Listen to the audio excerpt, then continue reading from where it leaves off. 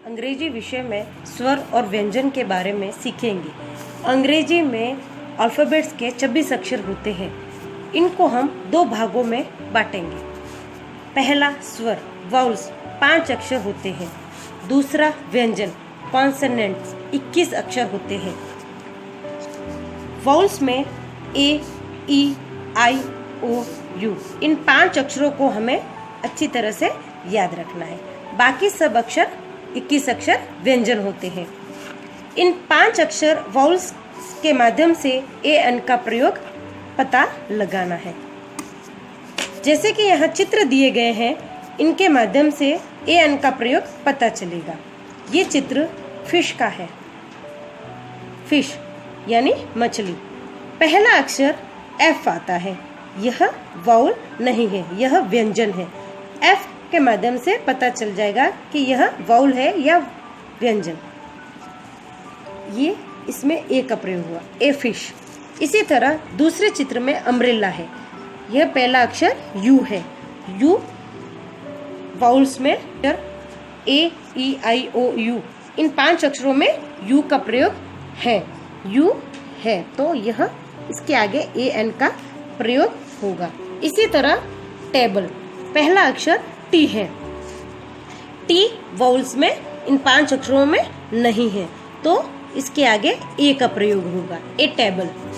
इसी तरह यहाँ पैरोट पहला अक्षर जो है वो पी है तो यह भी वाउल्स में नहीं है, इसके आगे ए लगेगा, ए पैरोट।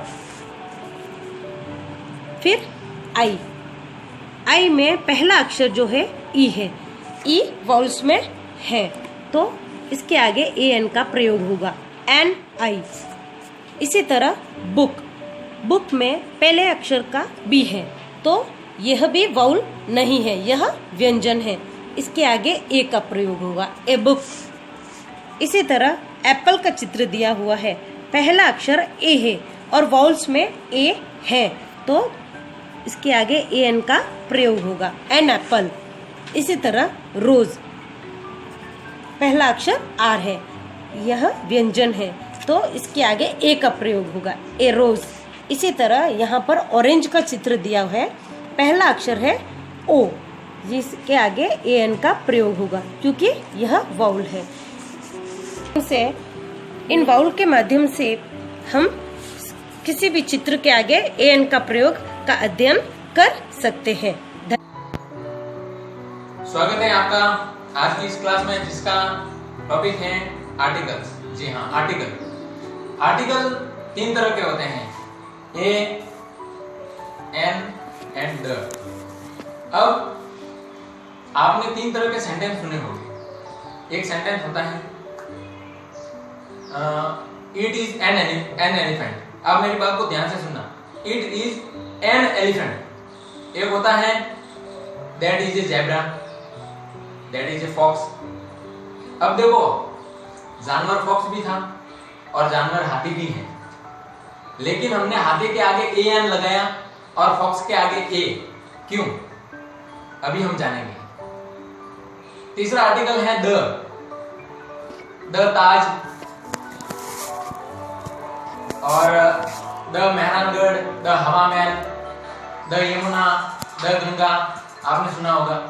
अब उसके आगे द क्यों लगा?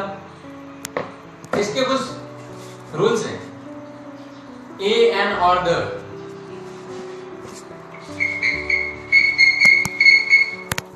आर्टिकल 3 तरह के होते हैं, ए एन और द। मैं थोड़ा डिटेल में समझा देता हूं। आपने सुना होगा vowels and consonants.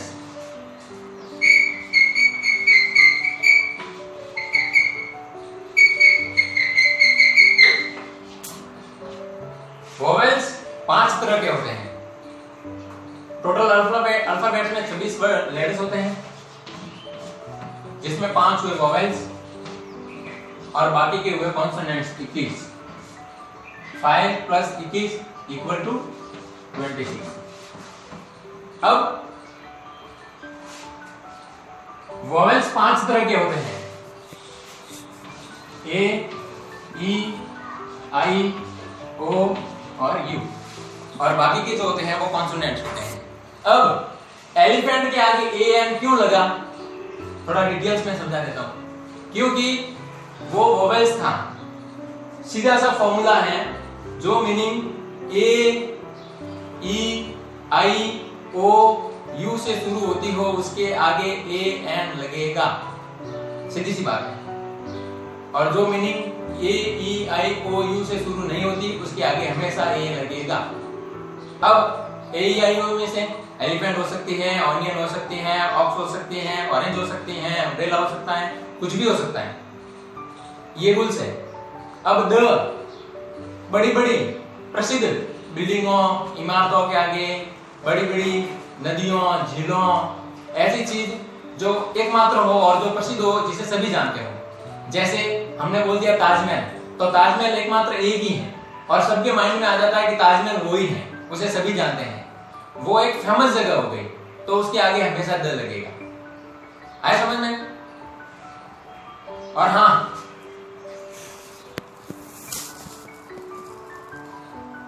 Stay home, stay safe.